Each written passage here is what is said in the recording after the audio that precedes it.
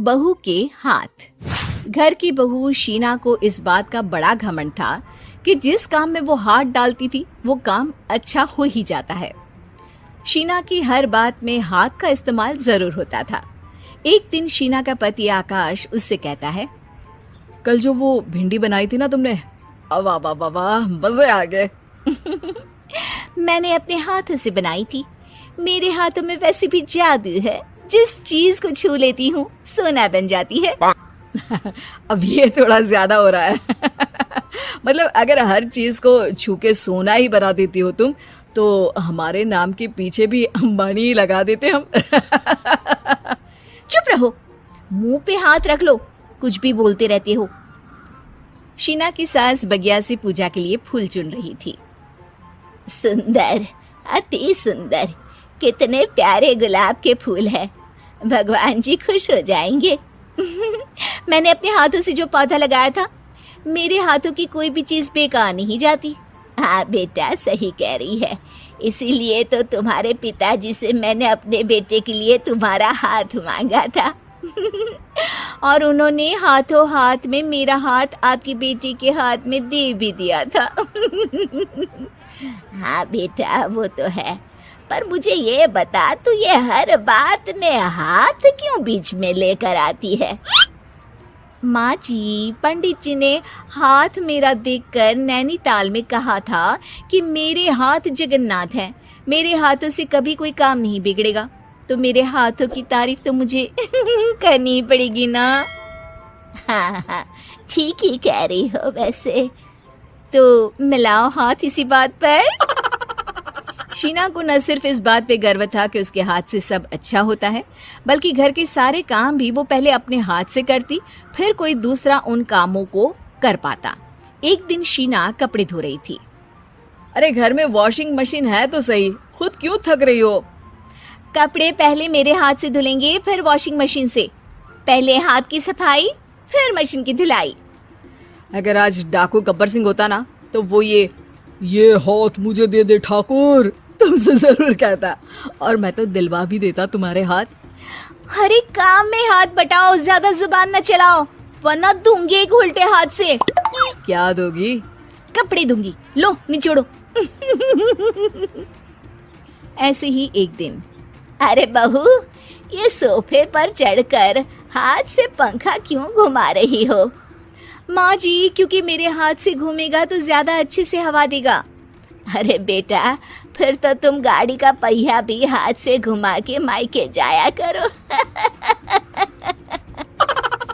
एक बार आकाश ने घर पर कार लाने की बात छेड़ी। माँ, सोच रहा हूँ कि एक कार लेकर आता हूँ। ले ले बेटा, क्यों नहीं? अरे पैसे हो तो हवाई जहाज भी ले लेना। हाँ, पैसा तो हाथ का मेल है, ले लेते हैं। इस हाथ पैसे देंगी, उस हाथ कार ले लेंगी। मुझे तो लगता है कि बहू कार भी अपने हाथों से धक्का लगाकर घर लाएगी। वो तो नहीं करूंगी, लेकिन सबसे पहले स्टीयरिंग पर हाथ मैं ही लगाऊंगी, ताकि गाड़ी का आना शुभ हो। अरे घर ले आने तो दो, फिर हाथ लगा लेना। लेकिन शीना नहीं मानती। अगले दिन ही सब कार लेने जाते हैं। शीना सेल्समैन से कहती है, भैया ये कार बहुत पसंद है, पैक कर दो।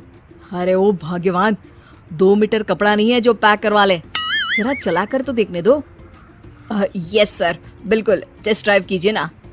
अरे नहीं नहीं, सबसे पहले मैं हाथ लगाऊंगी गाड़ी को, मेरे हाथ अच्छे हैं। अरे यार, हाथ तो मैं भी धोता ही हूँ, और आजकल तो सैनिटाइजर से भी धोता हूँ। मेरे काम में हाथ ना अड़ाओ।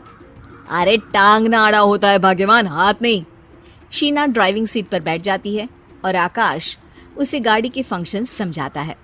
देखो शीना, ध्यान रखना, ये है स्टीयरिंग, इससे राइट लेफ्ट जाएंगे।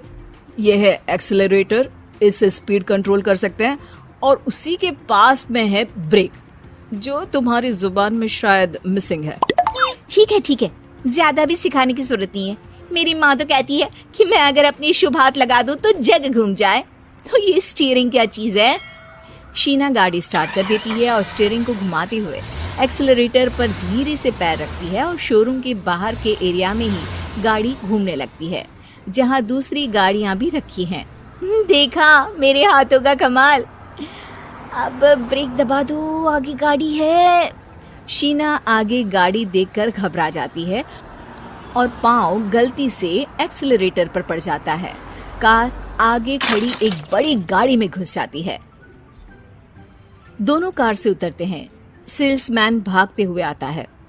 अरे 7 लाख की गाड़ी खरीदने आए थे और 15 लाख की गाड़ी ठोक दी। Oh my God. आकाश की माँ, आकाश और शीना घबरा जाते हैं।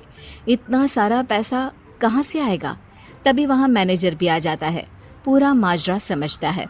अरे टेंशन मत लीजिए, गाड़ियों का इंश्योरेंस था। आप जो कार लेने आए थे वही खरीद लीजिए। पर मैडम, जब तक आप सीख ना ले तब तक गाड़ी मत चलाइएगा। अभी तो आपने गाड़ी बस ठोकी है, जिसका बीमा भी था, लेकिन सड़क पे चलते हर इंसान का बीमा नहीं होता। अरे मेरे हाथों से ठुक भी गया ना तो उसकी जिंदगी बन जाएगी, और अगर चला भी गया तो स्वर्ग ही पाएगा। मैनेजर साहब, मेरे हाथ में कोई दिक्कत नहीं है, वो तो बस पाँव गलत जगह पर चला गया था। शीना की बात सुनकर आकाश अपना सर पीटता है और उसकी सास अपने हाथ से खुद का मुंह छिपा लेती है और मैनेजर हाथ जोड़कर माफी मांग लेता है।